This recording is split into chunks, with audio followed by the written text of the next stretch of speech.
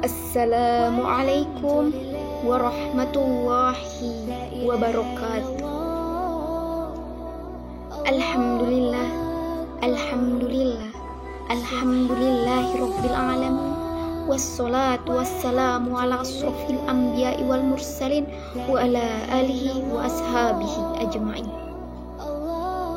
Segala puji bagi Allah yang Maha Pengasih dan Maha Penyayang.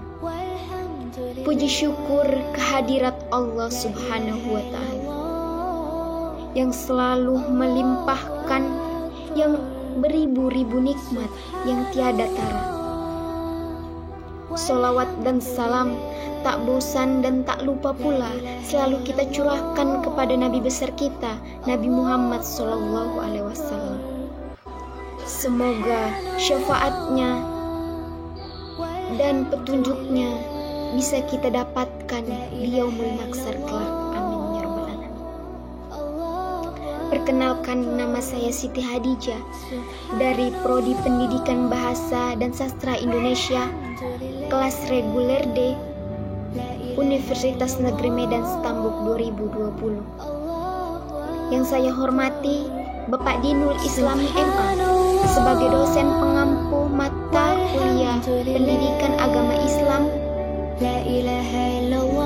Pada kesempatan kali ini, izinkan saya menyampaikan ceramah yang bertemakan Muslimah, berhiaslah dengan rasa malu. Pada perkembangan zaman yang semakin maju, kebanyakan perempuan rata-rata ingin tampil cantik dan indah. Biasanya untuk tampil cantik ini, perempuan menghiasi dirinya dengan berbagai perhiasan, baik berupa emas, perak, dan bebatuan lainnya yang menjadi tren pada saat ini.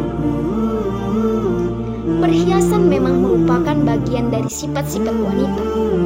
Dalam syariat pun, perhiasan adalah halal dipakai kaum wanita. Namun ternyata ada perhiasan atau mahkota terindah yang layak disematkan untuk perempuan. Perhiasan terindah dari semua perhiasan wanita itu adalah rasa malu. Islam menggambarkan wajah yang dihiasi dengan rasa malu, bagaikan permata yang disimpan dalam sebuah bejana bening.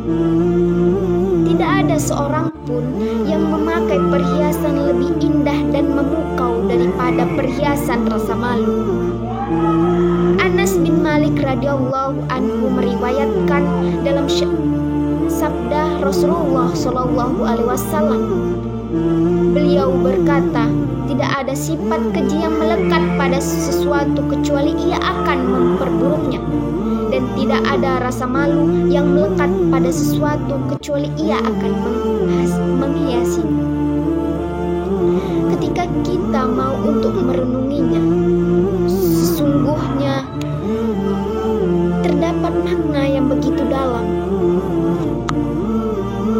Ketika kita menyadari fitrah kita tercipta sebagai wanita, kemudian Allah mengkaruniai hidayah pada kita, maka inilah hal yang paling indah dalam hidup wanita. Namun sayang, banyak sebagian wanita yang tidak menyadari betapa berharganya dirinya, sehingga banyak kaum wanita merendahkan dirinya dengan meninggalkan rasa malu. Sementara Allah menjadikan rasa malu sebagai mahkota kemuliaannya.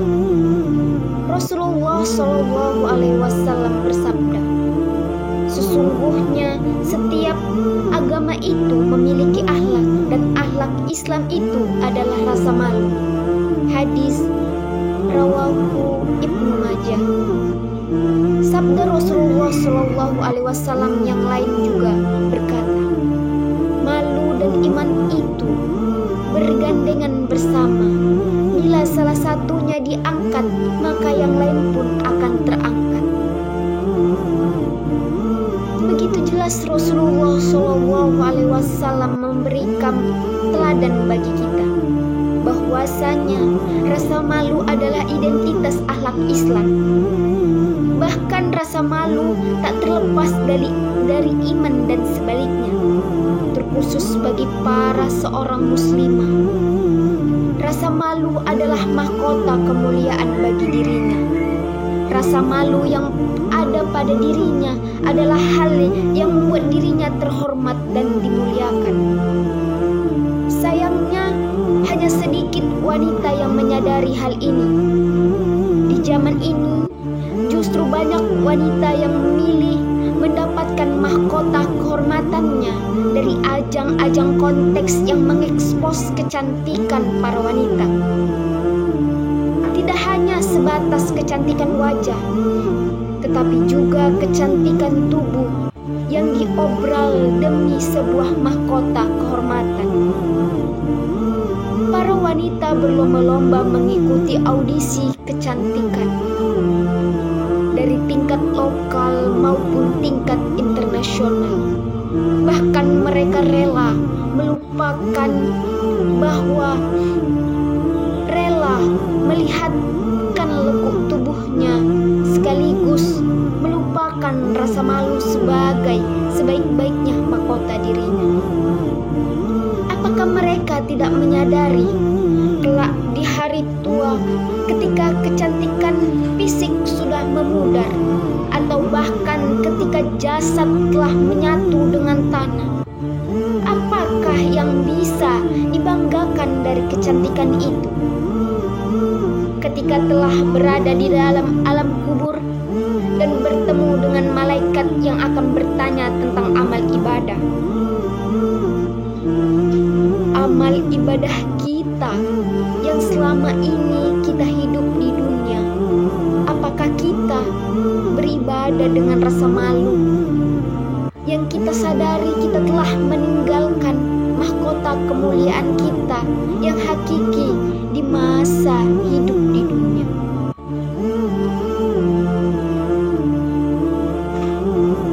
Nabi Muhammad SAW bersabda, ada dua golongan dari penduduk neraka yang belum pernah aku lihat.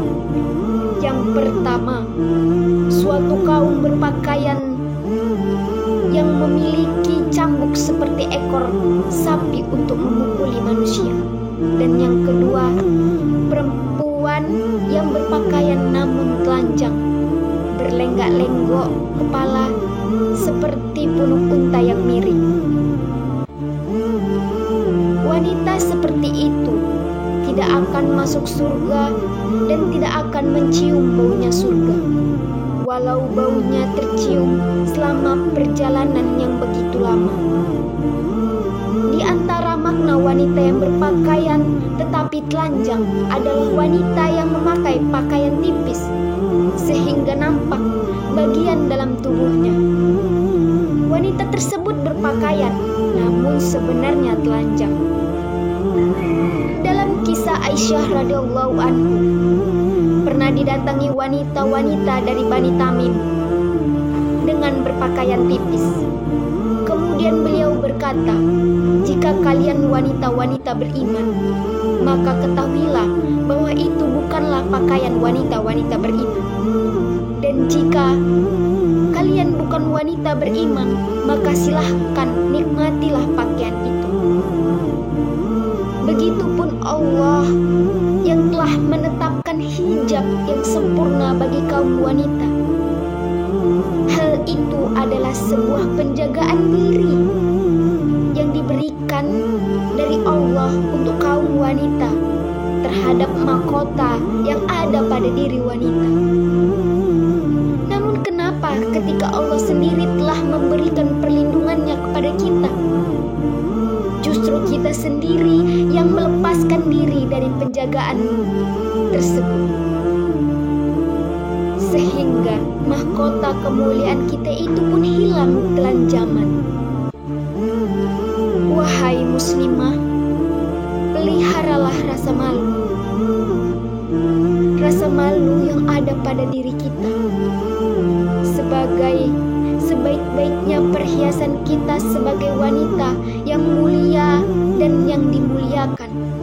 Sesungguhnya rasa malu itu lebih berharga jika kalau dibanding dengan mahkota yang terbuat dari emas permata. Wahai saudaraku muslimah, kembalilah ke jalan Rabb-Mu dengan sepenuh kemuliaan, dengan rasa malu dikarenakan keimananmu pada Rabb-Mu. Begitulah dari sifat malu.